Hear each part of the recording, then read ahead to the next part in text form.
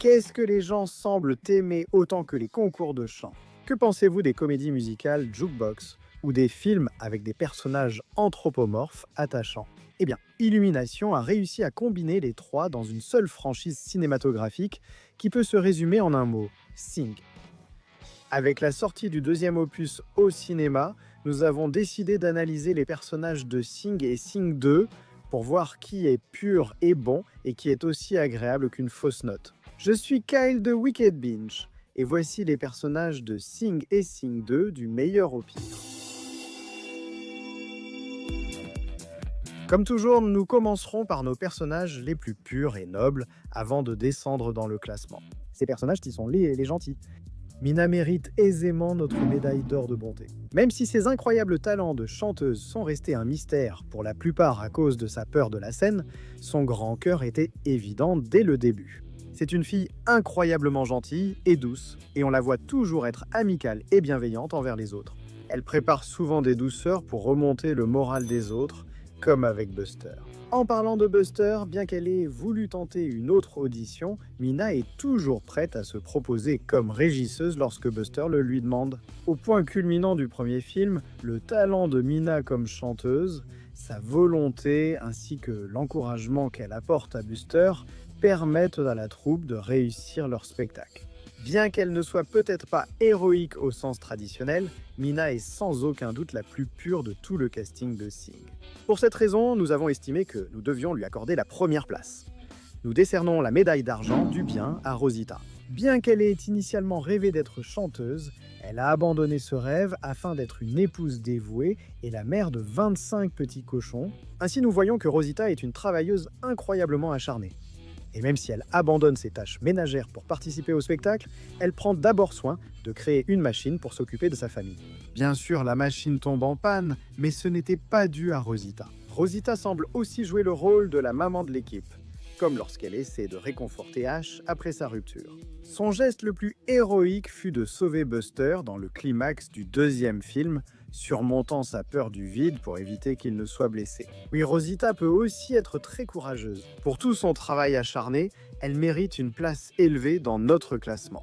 La médaille de bronze du bien revient à un autre personnage cochon, Gunther. Gunther n'est pas seulement l'un des personnages les plus amusants du film, il est aussi l'un des plus positifs. Tout comme Mina, Gunther est un personnage au cœur pur qui ne semble pas avoir une once de méchanceté en lui. Tout au long du premier film, Gunther encourage Rosita et essaie de l'aider à se sentir plus à l'aise avec la danse. Il essaie de l'aider à se détendre et à se libérer de ses inhibitions afin qu'elle puisse exprimer sa propre énergie de cochon. Et il est tout simplement un excellent ami pour elle. Et puis Gunther se porte même volontaire pour garder les 25 enfants de Rosita dans l'un des courts-métrages du disque vidéo numérique. Ce n'est pas une tâche facile. Pourtant, il le fait avec le sourire. Pour faire simple, Gunther est vraiment un gars sympa. Et même s'il peut être un peu tête en l'air, on ne peut pas trop lui en vouloir pour ça.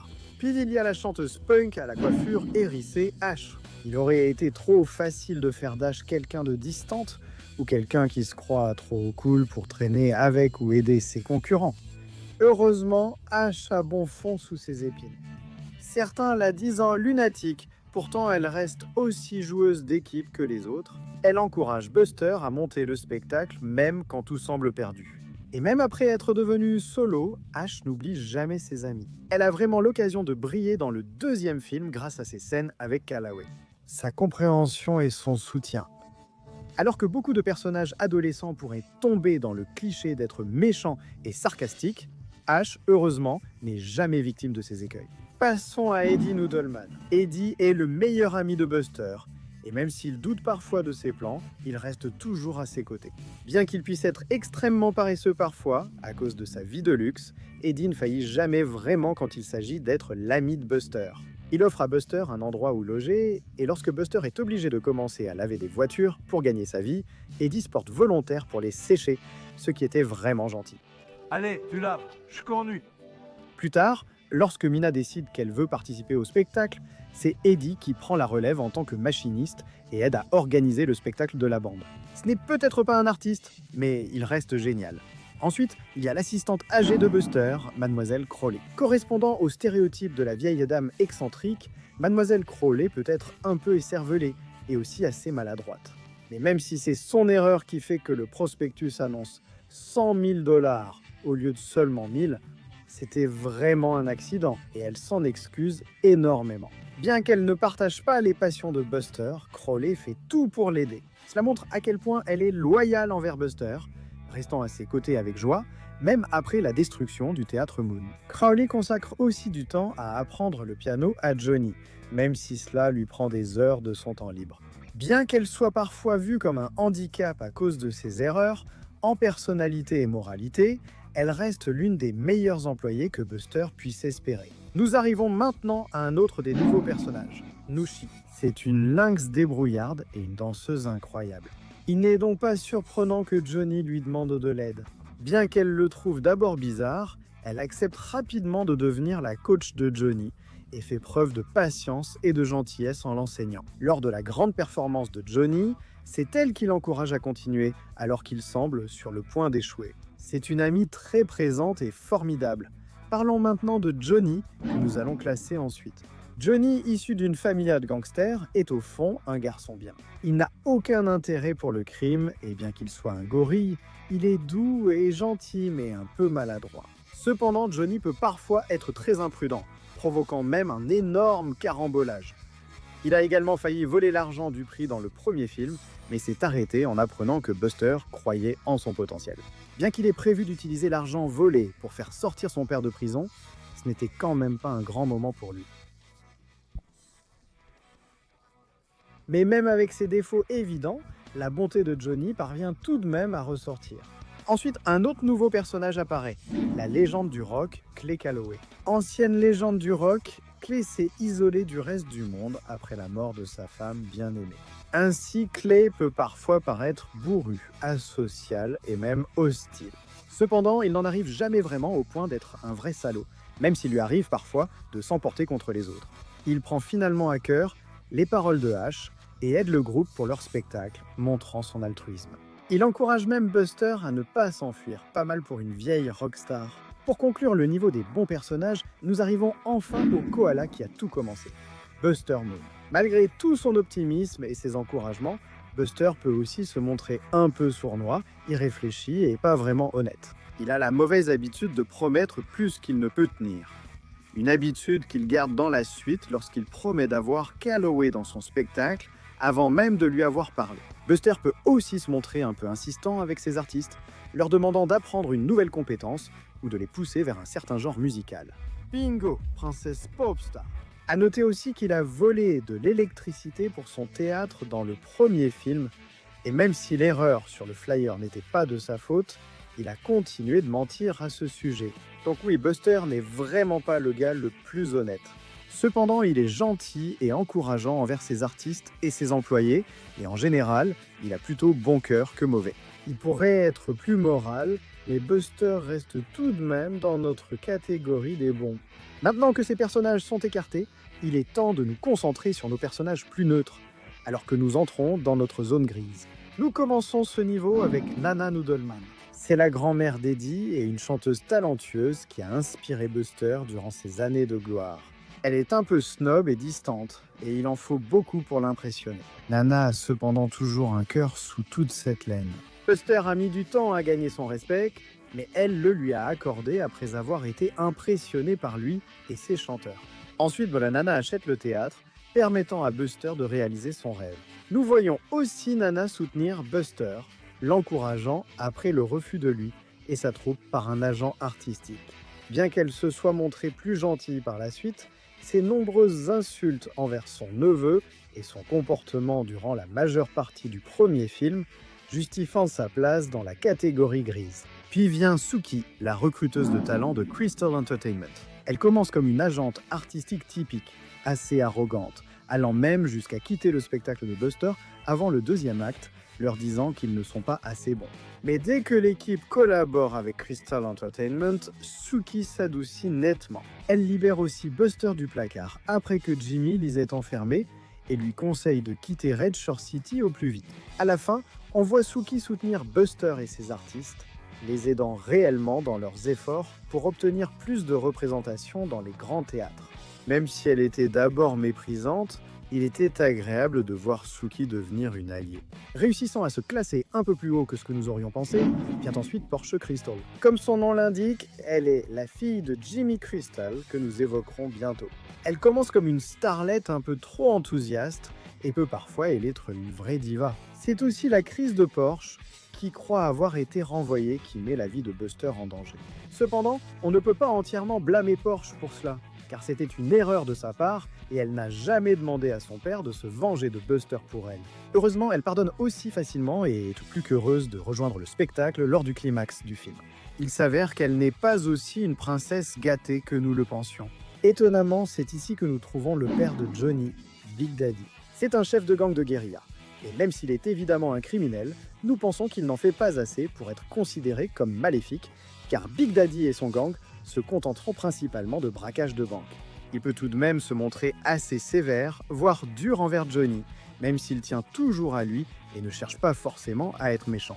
Il a pris avec légèreté que Johnny l'ait accidentellement renversé, étant plus préoccupé par la vitesse accrue de Johnny lors de leurs entraînements de conducteur de fuite. Il a brièvement renié Johnny, mais après avoir réalisé à quel point son fils était talentueux, Big Daddy s'est excusé et a décidé de soutenir les rêves de Johnny de devenir chanteur. Il ne joue pas un grand rôle dans la suite, mais on voit Big Daddy et son gang lors de la performance finale, où ils parviennent à empêcher Jimmy et son équipe de sécurité d'entrer et d'arrêter le spectacle. Ainsi, nous savons que Big Daddy a tenu sa promesse, et honnêtement, c'est juste agréable de voir qu'il continue à soutenir son fils. Réussissant à éviter de justesse la catégorie des mauvais, nous avons Mike. Bien que petit, il séduit par sa forte personnalité et sa voix franche à la Frank Sinatra, tout en gardant une certaine arrogance. À cause de cela, Mike a généralement tendance à paraître assez grossier, insultant souvent ses concurrents. Il n'est pas non plus le type le plus moral, étant donné qu'il triche fréquemment aux cartes et prend simplement l'argent lorsqu'il se fait attraper. Cependant, on ne peut pas vraiment le qualifier de méchant ou de maléfique, même s'il est un abruti. Même s'il n'a aucun problème à lancer des insultes à tout va, Mike n'essaie jamais de blesser les gens ou de saboter ses concurrents. Il montre aussi du respect envers Mina lorsqu'il est impressionné par son chant et il semble vraiment tenir à sa petite amie, même s'il est d'abord tombé amoureux de son apparence. C'est vraiment dommage que nous n'ayons jamais pu voir Mike évoluer au-delà de son arrogance dans la suite. Et sur ce, il est temps pour un numéro musical de méchants. Ces derniers personnages sont les mauvais et les méchants. Nous attribuons la médaille de bronze du mal à la mafia des ours russes. Le premier film Sing n'avait que deux vrais méchants. La banque qui essayait de prendre le théâtre et le trio de mafieux ours. Étant donné que la représentante de la banque ne faisait que son travail et avait fait preuve d'une certaine patience de son côté, nous avons estimé que les ours étaient en fait les plus grands antagonistes. Car ils ont menacé de manger Mike avant d'essayer de voler l'argent du prix du concours pour eux-mêmes. Ainsi, ils deviennent en partie responsables de la destruction du théâtre. Plus tard, après que Mike semble s'être échappé avec sa petite amie, un ours parvient à les rattraper. Ce qui est remarquable, c'est que Mike ne réapparaît ni à la fin du film avec les autres, ni dans la suite. Nous ne pouvons pas dire avec certitude que les ours ont réellement réussi à manger Mike, se vengeant une bonne fois pour toutes, mais l'implication est suffisante pour les faire figurer sur la liste. Remportant notre médaille d'argent du mal, c'est le sévère Klaus Klickenklauber. C'est le professeur que personne ne voulait avoir. En ce qui concerne la danse, il exige la perfection et il a très peu de patience pour l'échec. Bien que Johnny fasse de son mieux, il continue de le pousser et de le rabaisser pour ses erreurs. Pour faire simple, ce type est un professeur vraiment mauvais. Ce qui fait vraiment de lui un méchant, cependant, ce sont ses actions lors du climax du deuxième film. Pendant le numéro de danse de Johnny, il prend la place du partenaire de scène initial de Johnny et essaie de saboter la performance du gorille. Sans les encouragements d'Anushi, Klaus aurait certainement gâché la performance de Johnny, et peut-être même sa carrière. Ce qui l'empêche de sombrer, c'est qu'après que Johnny lui ait prouvé le contraire, il finit par le respecter. En conclusion, la médaille d'or de la méchanceté revient à Jimmy Crystal. En tant que grand méchant de la suite, il est le propriétaire de Crystal Entertainment. Soucieux de sa réputation, Jimmy peut être très intimidant, dur et même cruel, y compris avec sa fille. Cela atteint un tout autre niveau lorsque Jimmy tient sa promesse de jeter Buster du haut d'un toit. Plus tard, lorsque Porsche revient dans l'émission, Jimmy essaie de la forcer à partir, se souciant davantage de son image que de son bonheur.